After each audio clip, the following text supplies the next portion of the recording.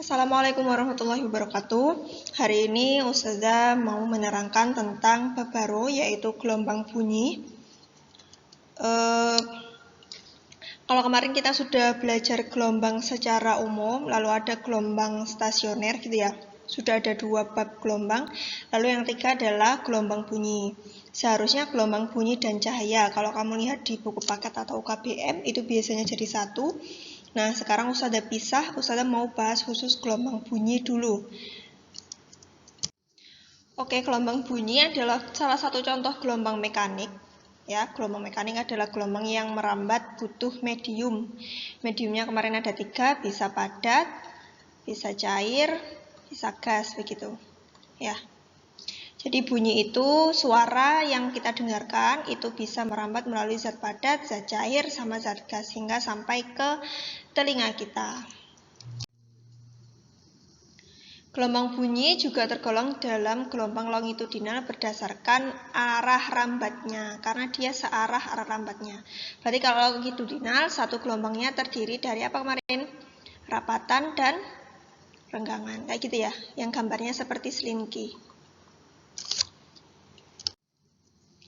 Gelombang bunyi berdasarkan frekuensinya, itu nanti ada 3. Yang pertama adalah infrasonik. Infrasonik itu adalah bunyi di bawah 20 Hz, di bawah 20 Hz. Itu adalah bunyi-bunyi yang didengar oleh hewan-hewan kecil seperti jangkrik, laba-laba gitu ya. Hewan besar ini ada gajah, anjing, sama lumba-lumba. Itu yang mendengarkan bunyi di bawah 20 Hz. Lalu yang kedua adalah audiosonik, bunyi yang kita dengarkan, yang bisa diterima oleh telinga kita adalah antara 20 sampai 20.000 Hz. Yang ketiga adalah bunyi ultrasonik. Kalau bunyi ultrasonik di atas 20.000 Hz. Kita dengarnya ini hanya biasanya kayak nging-nging gitu loh. Mungkin mirip suara nyamuk kalau kita dengarkan, tapi itu mengganggu. Bisa merusak pendengaran kita. Bunyi di atas 20.000 Hz ini bisa didengarkan oleh kelelawar dan lumba-lumba juga. Oke, bunyi dapat didengar manusia. Kenapa? Syaratnya ada 3. Yang pertama ada sumber bunyi. Sebelum sampai ke telinga kita harus tahu sumber bunyinya apa. Kalau suara manusia, sumber bunyinya apa? Kalau suara atau bunyinya manusia, sumber bunyinya adalah bukan mulut ya, sumber bunyinya adalah pita suara. Nah, karena bunyi itu gelombang, diingat-ingat lagi, kalau kemarin gelombang itu pengertian secara umum adalah getaran yang merambat. Jadi sumber bunyi, berarti sumber gelombang itu berarti ada sesuatu yang bergetar dulu. Nah, siapa yang bergetar untuk menghasilkan suara kita? Yaitu pita suara. Contoh lain sumber bunyi ya banyak, ada sirene, ada alat musik gitu ya. Yang kedua adalah adanya medium perambatan, karena dia tadi gelombang mekanik. Berarti bisa padat, gas, atau cair. Yang ketiga adalah bunyi tergolong audiosonik. Jadi kalau mau didengarkan oleh manusia berarti ya harus masuk audio sonik 20 sampai 20.000 tadi. Oke, sekarang kita masuk ke subbab kedua, B, cepat rambat bunyi. Cepat rambat bunyi, kalau secara umum, cepat rambat itu kan kecepatan ya. Kecepatan itu simbolnya V. Biasanya kalau di GLB, itu rumusnya adalah S per T, kan begitu. Nah, ini secara umum itu seperti ini. S per T. Kita tulis di sini aja biar besar. V sama dengan S per T. Siapa itu S? S itu adalah jarak. Berarti kalau ini terkait bunyi, berarti S adalah jarak yang ditempuh bunyi. Jarak tempuhnya bunyi. Oke. T-nya adalah waktu tempuhnya bunyi. Tempuh bunyi. Jarak meter, waktu sekon. Maka V cepat rambat bunyi satuannya meter per second.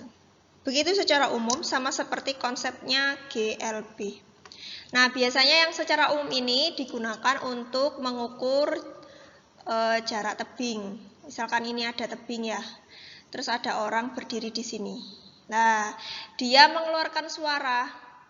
Suaranya merambat melalui udara sampai di tebing. Lalu suaranya mantul kembali ke orang itu, dia dengar lagi. Nah, waktu yang diterima orang ini ketika bunyi dikeluarkan sampai kembali, berarti kan T-nya sudah melewati 2 kali jarak. Jaraknya kan cuma ini sebetulnya. Nah, kita bisa mengukur jaraknya tebing dari posisi kita berdiri, misalkan kita tersesat gitu ya, dengan menghitung waktunya. Bagaimana caranya dah? Misal, waktu dari pertama kali di sini posisi A sampai posisi B, kemudian kembali lagi, berarti T dari A ke B ke A lagi, misalkan adalah 10 sekon. Nah, maka waktu sesungguhnya itu berapa? Bukan 10 sekon, melainkan hanya TAB saja yang kita butuhkan, setengahnya. Setengahnya 10, 5 sekon. Terus ditanya misalkan jarak tebingnya berapa dah? Jarak tebingnya berarti V kali T. V-nya adalah kecepatan bunyi merambat di udara. Itu biasanya 340 atau di soal diketahui. Kalikan 5. Berapa 34 kali 5? 0, 2, 17, 1700 meter. Nah, kayak gini. Salah satu contohnya. Contoh yang kedua apa? Contoh yang kedua adalah untuk menghitung jarak antara permukaan laut dengan dasar laut. Nah, di SMP udah pernah semua ya ini. Jadi misalkan ada permukaan laut, biru harusnya. Permukaan laut, terus di sini kita ada kapal gitu atau perahu mengirimkan sinyal bunyi sampai ke dasar laut, lalu pantulannya balik lagi. Nah, konsepnya sama. Yang diukur adalah kedalaman ini.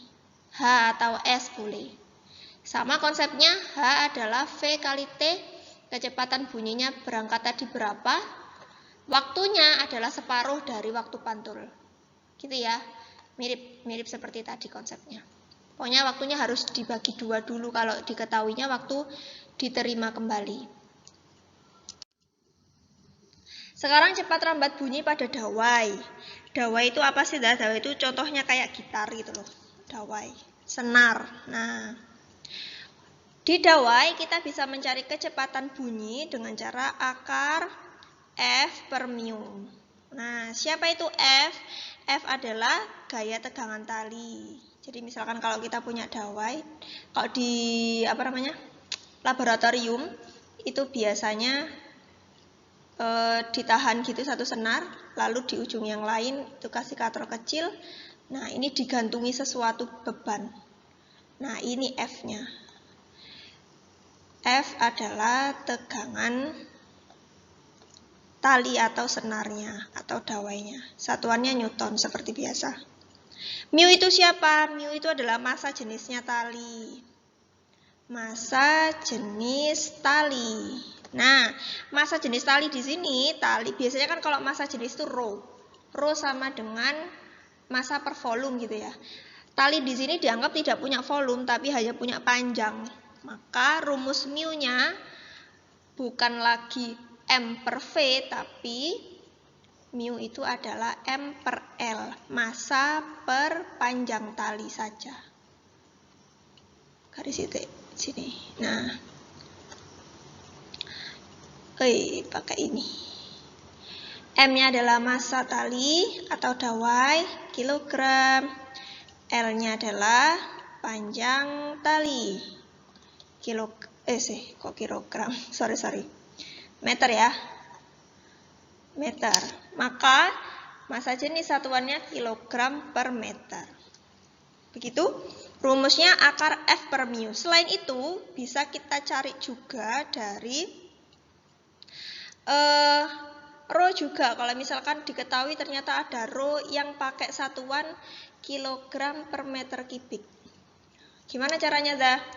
Caranya, kalau pakai cara yang ini tadi berarti V sama dengan akar F M per L digantikan ke sini, berarti jadi L per M, gitu ya, kebalik. Ini yang pertama. Nah, yang kedua adalah V sama dengan akar F per rho kalikan A. Nah, ini yang kedua. Sama betulnya. Tergantung nanti diketahui di soal itu apa. Dengan keterangan F-nya tetap, rho sama A-nya siapa dah? Rho-nya adalah massa jenis, sama massa jenis, tapi yang pakai satuan kilogram per meter kubik. A-nya adalah luas penampangnya tali. Meter kuadrat. Nah, kayak gini. Ini adalah rumus cepat rambat bunyi pada dawai. Satuan cepat rambatnya masih sama meter per sekon. Sekarang cepat rambat bunyi kalau khusus diketahui merambat pada zat padat, gitu ya.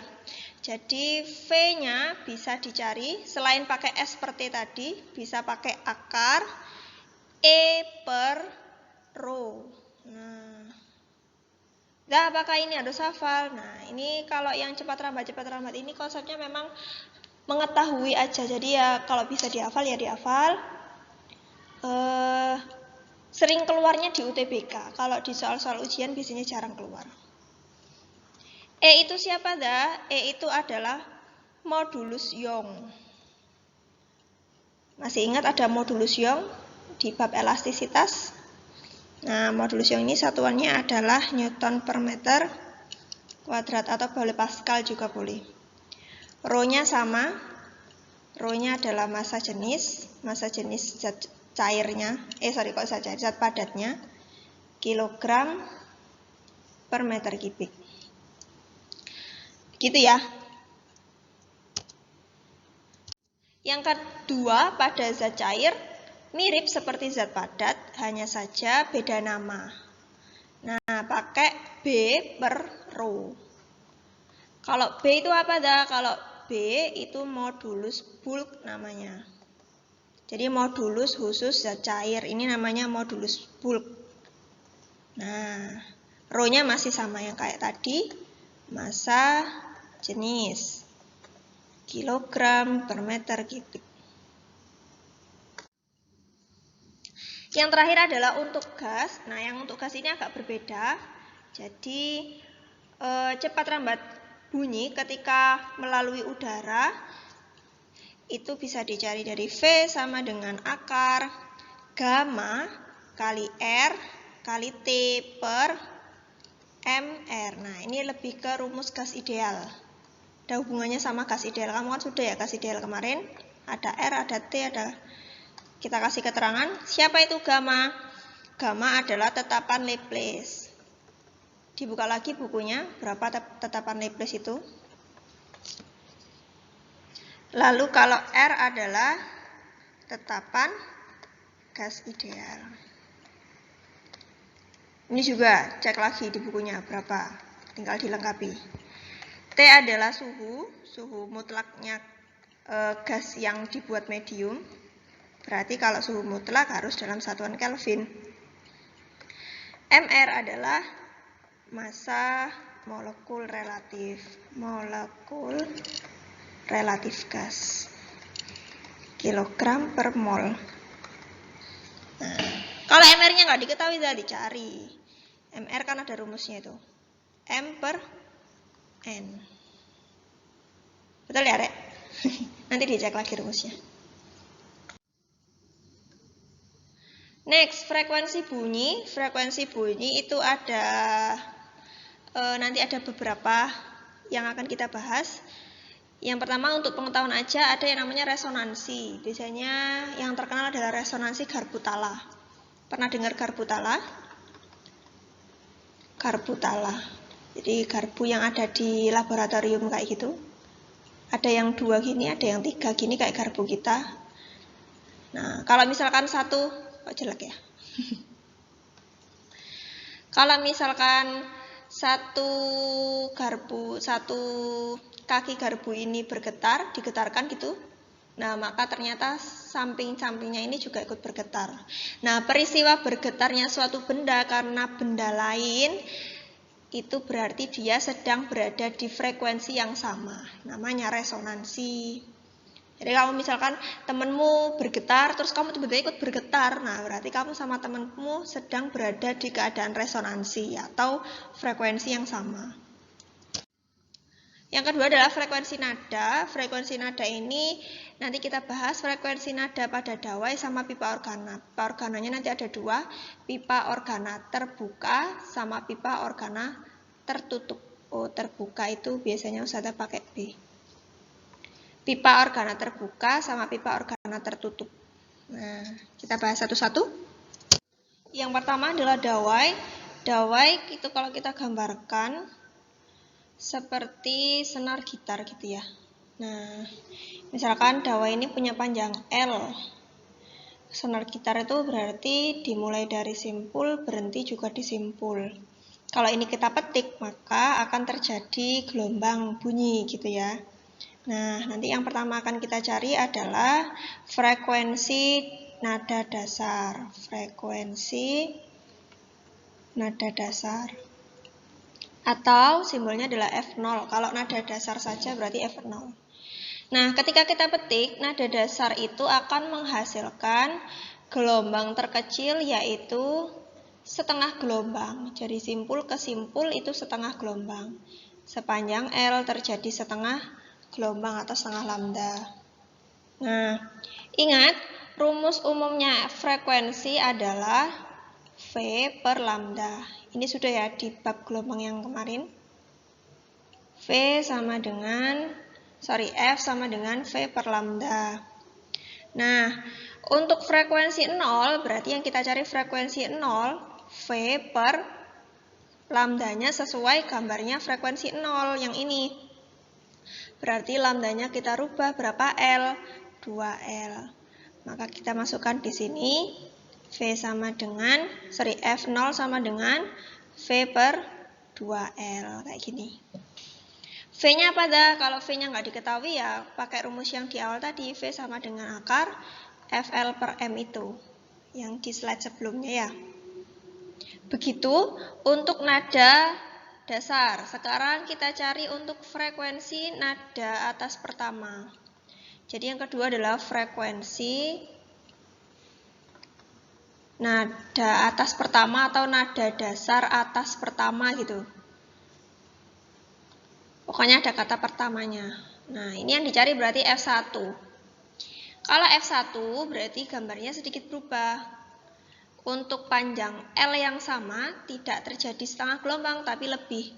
Dari simpul ke simpul lagi tapi lebih besar dari setengah. Berarti otomatis seperti ini. Dari simpul ke simpul. Berapa gelombang kalau seperti ini? 1 gelombang. Berarti L sama dengan lambdanya. Ini frekuensi pertama. Nah, maka rumus F1-nya adalah V per lambdanya adalah L. F1 sama dengan V per L. Beda sama ini ya. Oke, kita cek lagi. Kita butuh satu lagi biar tahu. Frekuensi nada atas kedua, F2. Maka gambarnya adalah masih sama, panjang L-nya sama. Senarnya kan tetap tidak berubah ya. Tapi terjadi berapa gelombang di sini? Kalau tadi setengah, ini 1 berarti nambah lagi 1 simpul lagi. Berarti terjadi 1,5 gelombang dari simpul ke simpul. Sepanjang L ini terjadi 3/2 lambda. Rumus F2-nya berubah V per lambda. Berarti lambdanya adalah 3/2L. V per 3/2L berarti terbalik lagi nanti. Jadi 3V per 2L. Nah, ini rumus F2. Apa yang bisa kita simpulkan dari sini? Rumus V0, F0, F1, F2, dan seterusnya sampai F berapapun, itu bisa ada rumus umumnya. Saya hapus dulu. Jadi untuk secara umum, kita kan nggak mungkin, misalkan tentukan frekuensi nada ke 21 misalkan. Ada nggak tangga nada 21? Contoh aja misalkan. Nah, itu kan terlalu lama kalau kita misalkan menggambar urut dari F1, 2, F0, 1, 2, 3 sampai F21 gitu. Nah, untuk singkatnya kita tulis ulang. Jadi tadi F0 banding F1 banding F2, kita sampai F2 saja tadi ya, adalah V per 2L banding V per L banding 3V per 2L. Maka ini kalau kita sederhanakan, perbandingannya jadi 1 banding 2 banding 3, berarti dan seterusnya. Ternyata kalau ininya 0, ininya 1, ininya 1, ininya 2, nambah 1, 1 gitu ya perbandingannya. Contoh, misalkan diketahui nada dasarnya dawai adalah 550 Hz. Berapakah frekuensi nada keempat? Nah, berarti kalau frekuensi nada keempat adalah berapa kalinya F0, bukan 4 kalinya, melainkan harus ditambah 1 dulu. Nah, berarti perbandingannya adalah 5 kalinya. 5 kali 550. Berapa ini? Gitu. Misalkan diketahui F1 dah yang diketahui. Misalkan F1 dawai adalah 100 Hz. Nah, frekuensi pertamanya ini perbandingan juga. Berapakah frekuensi kelimanya? Nah, maka perbandingannya frekuensi 3, frekuensi 4, frekuensi 5 gitu ya. Nah, berarti 1 banding 2 banding 3 banding 4 banding 5 banding 6. Berarti kita ambil frekuensi 1 banding frekuensi 5 itu berarti 2 banding 6. Maka frekuensi 5-nya adalah 6 per 2 kali 100. 6 diketahui 2 kali diketahui 100. Nah, ketemu 300 Hz. Ini caranya untuk perbandingan itu tadi. Nah, rumus secara umumnya adalah Fn. Misalkan mencari V per 2L-nya ini loh, dari mana? Kalau misalkan frekuensi nada ke-11, misalkan kayak gitu ya. Kita bisa cari dari sini. Maka Fn adalah N plus 1 per 2L. Mana ini? 2L kali V. Nah, ini rumus secara umumnya. Jadi kalau misalkan ditanya berapakah frekuensi nada ke-9, berarti 9 plus 10. Kok plus 10? 9 plus 1 per 2L kali V. 10 per 2L V. 5 V per L gitu ya. 5 V per L. Tinggal dimasukkan V-nya berapa, L-nya berapa. Nanti ketemu frekuensi ke-9. Begitu untuk dawai. Sekarang kita next ke pipa organa terbuka. Pipa organa terbuka atau POB, gambarnya adalah berarti dua-dua sisi kolom udaranya sama-sama terbuka. Kita gambar garis tengahnya. Nah, misalkan panjang kolom udaranya itu adalah L. Panjang kolom udaranya dari sini ke sini adalah L. Nah, maka dia akan start dari perut, selesai di perut. Kita akan gambarkan gelombang terkecil yang ada, berarti gelombangnya kayak gini. Nah, ini sepanjang L terbentuk berapa gelombang? Ini 1/4, ini 1/4 ya. Berarti sepanjang L terbentuk setengah lambda. Mirip sama dawai, jadi POB itu sama dengan dawai konsepnya, gambarnya aja yang berbeda. Maka rumus F0, ini pipa F0. F0-nya adalah V per 2L. Nah, kita buktikan untuk kolom yang sama, tapi di frekuensi nada atas pertama. Maka akan terjadi berapa lambda? Nah, start di perut, berhenti di perut. 1/4 lambda, 1/4 lambda, setengah lambda. Maka sepanjang L ini terbentuk 1 lambda. F1. Maka F1 rumusnya adalah V per L. Mirip ya, sama. Nanti berarti F2-nya juga gitu, 3V per L. Dan seterusnya. Maka untuk pipa organa terbuka atau POB, pada POB berlaku F0 banding F1 banding F2 banding F ke N, sama seperti dawai ya. Sama seperti dawai, berlaku 1 banding 2 banding 3 banding N plus 1. Nah, rumus F secara umumnya berarti N plus 1 per 2L kali V. Ini yang kita simpan. Selanjutnya adalah pipa organa tertutup. Pipa organa tertutup atau POT. Nah, ini sedikit berbeda. Gambarnya adalah kita akan, kalau pipa organa terbuka, dua-duanya terbuka. Kalau pipa organa tertutup, satu tertutup, satu terbuka. Berarti untuk yang seperti ini, kebalik tutupnya ya. Kita buat tutupnya di sebelah sini. Nah, ini perut berarti berhentinya akan di simpul, karena ini tertutup. Seperti dawai tadi kan berhentinya di simpul. Gelombangnya bagaimana? Berarti gelombangnya dari perut ke simpul terdekat untuk frekuensi nada dasarnya, untuk F0-nya. Berarti segini ini berapa gelombang ya? Hanya perut ke simpul, berarti dalam 1L hanya terbentuk 1/4 lambda. Maka lambdanya adalah L per 4. Gitu ya? Oh sorry, 4L kebalik. Maaf. Berarti lambda sama dengan 4L. Nah, rumus F-nya, F0-nya sama dengan V per lambda. Kan gitu ya? Berarti V per lambdanya adalah 4L. Maka F0 sama dengan V per 4L. Bagaimana dengan frekuensi nada pertamanya, F1-nya? Sama, start di perut, berhenti di simpul. Maka perut ke simpul terdekat. Nah, kayak gini.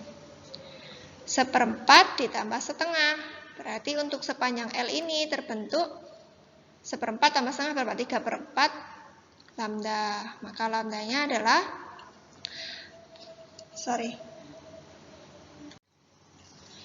lambda sama dengan berapa berarti? 4L per 3 ya.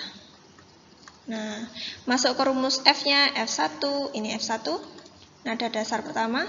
F1 sama dengan V per lambdanya, berarti V per 4L per 3, hasilnya 3V per 4L.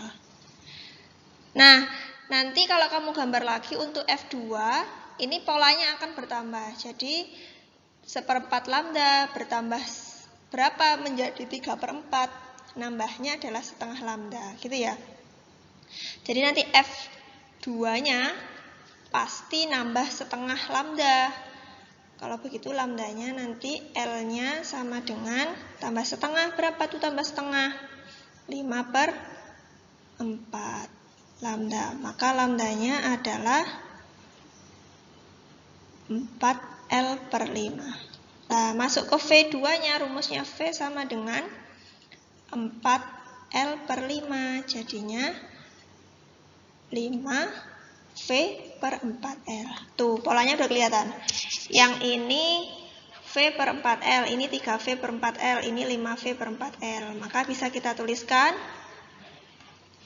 untuk POT berlaku F0 banding F1 banding F2 banding Fn adalah berapa? 1 banding 3 banding 5. Gitu ya? Itu banding 3 banding 5 banding 2N plus 1.